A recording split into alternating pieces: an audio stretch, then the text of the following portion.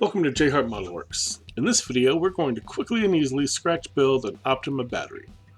Welcome to my workbench. Let's get started. Alright, before we begin, let's just go over some of the tools and supplies we're going to need. The list is pretty short. We're going to start with some 1/8 inch plastic rod. That's 3.2 millimeters. We're going to use some plastic sheet. I'm going to be using the 0.01 inch and 0.03 inch sheet. We'll be using some glue, some super glue, and some modeling cement. Cutting instruments. You at least need a hobby knife. I also have some scissors. A ruler and a marker. A sanding tool. Some primer and paint. And a couple of things I forgot we're going to add in here real quick. You need some wire. This is some hard piano wire. You can also use 22 gauge jewelry wire, as well as some Tamiya tape. Now if that's out of the way, let's get to work. So the original kit battery is an old AC Delco. It's not bad. I want something a little better. So the first thing we're going to do is get some measurements. Next, we'll sand the end of our plastic rod so we have a flat end for truer measurements and cuts. Going with my measurements, I'm going to cut 6 pieces of plastic rods 6.5 to 7 millimeters long. I'm just going to start by marking the first one. This tool isn't on the materials list because you don't actually need it. I happen to have one because I can't stop buying niche tools, and it's fairly cool, so I'm using it. This is a cutting jig. It lets me cut multiple pieces of rod or tubing to the same length without measuring each piece. I just line up the mark for my measurement with this cutting groove. I then push the end to my rod and lock it in place with this knob. Now I hold the handle in my hand and put my thumb on top of this lever. That'll hold the rod in place.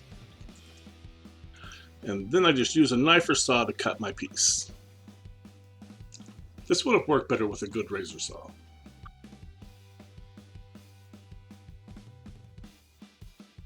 Now I'll just empty the piece out, replace the rod, and cut another. Like I said, if you don't have one of these, don't worry, just cut 6 equal pieces the same length.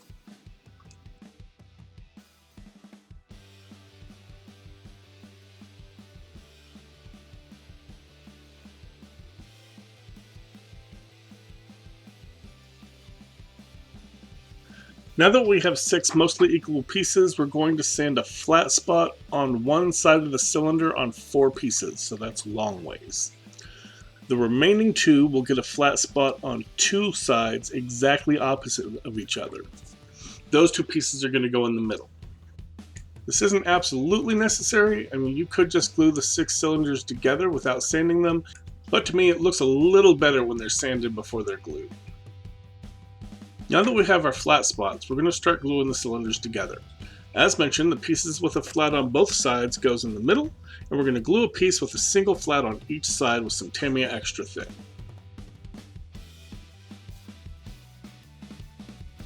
We'll glue another end piece to the other side, and then we want to do our best to line them up height-wise, then lay them down and press them gently so they lay flat.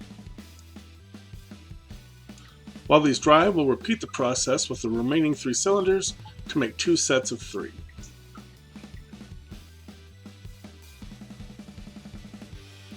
Once the glue is set, we'll take these 2 sets and we're going to sand a flat spot on one side of each set.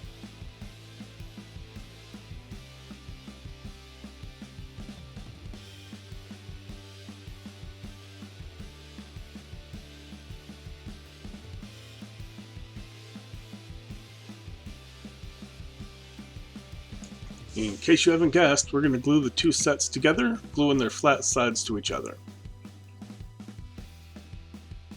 And again, we want to try to line them up to get them as flat and square as possible.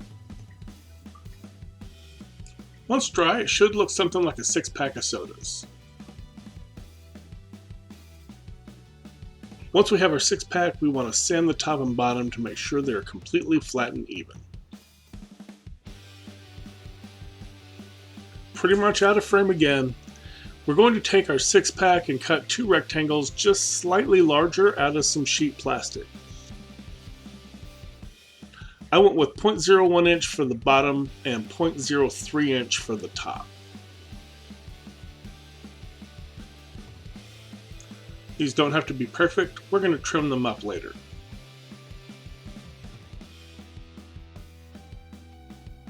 And later is pretty much now. The bottom was pretty much spot on, but the top was way off. So I used the bottom as a template, used a marker, and marked off the area I don't want on the top, and I'll just trim off the top.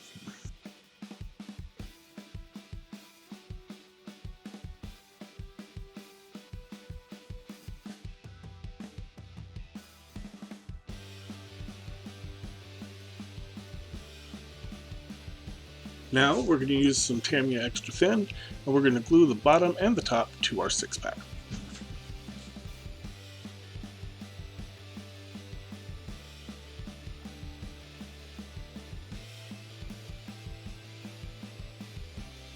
Now we're going to use our sander to straighten up our top and our bottom and to round off all the corners. You may want to use some nippers or a hobby knife to cut the corners to help speed up the rounding process.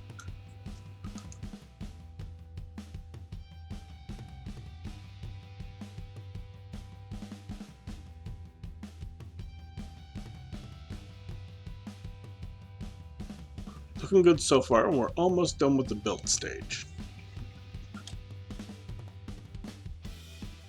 For our posts, I'm using K&S 500 piano wire. There's a little over 0.6 millimeters. I like this because it's hard and I have a ton of it. I don't like it because it's hard to cut, and it's hard to bend. Thankfully, we don't need to bend it. If you don't have any of this, 22 gauge jewelry wire works just as well. So we're going to go ahead and mark and drill out 2 0.7 millimeter holes on the top of the battery. Make sure they're on the same side and make them fairly even from the edges.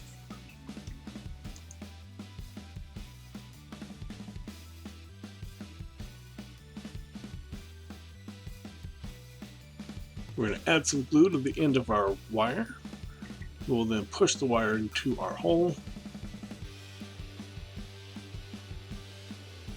And then we'll use some wire cutters to cut it fairly close to the surface of the battery. We want to leave a little sticking up because these are our battery terminals. We're going to rinse and repeat for the other hole. But this time when we cut the wire, we're going to leave it a little long. This will give our paint stick something to grab onto to make it easier to hold for paint.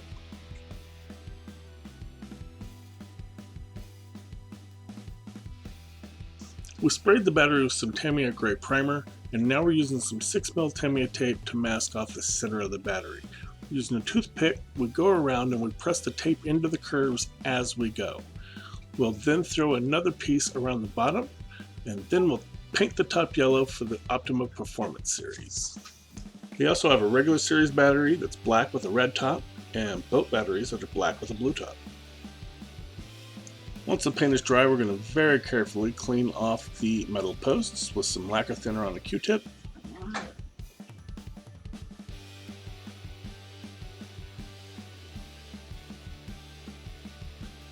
And we're going to cut the long post down equal with the shorter one.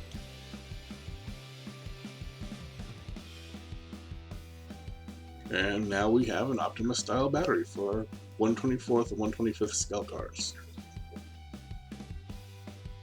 If you really want to dress it up, you can add some decals. I made some DIY ones with some white decal paper, and add some battery cables to the terminals. Thanks for hanging out with me. I hope you enjoyed the video and maybe found it useful for your own projects, and I'll catch you on the next one. If you enjoyed the video, please hit the like button. Also, feel free to leave comments, feedback, critique, or anything else in the comments section below. I enjoy interacting with all my viewers in the comments section and try to reply to all the comments I receive. If you want to catch future videos, please consider subscribing to my channel and make sure you click the bell notification icon so you can be notified when I upload new videos. As always, thank you for watching, keep modeling, and have a great day.